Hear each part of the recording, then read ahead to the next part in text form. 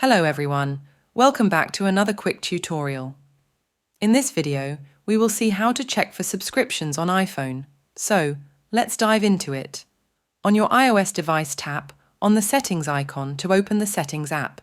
It will take you to your mobile settings. In the Settings app's homepage, tap on your Apple ID section. It will take you to the page where you can see your Apple ID and other different sections as well, like username and email, password and security, payment and shipping, and under that you will find the subscription section.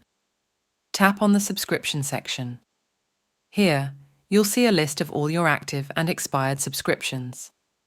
Tap on any subscription to view more details or to cancel it. And there you have it.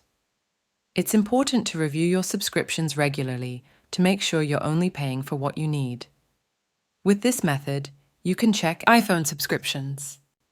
If you found this video helpful, don't forget to like, subscribe, and hit the bell icon of our channel for more tutorials. Thanks for watching.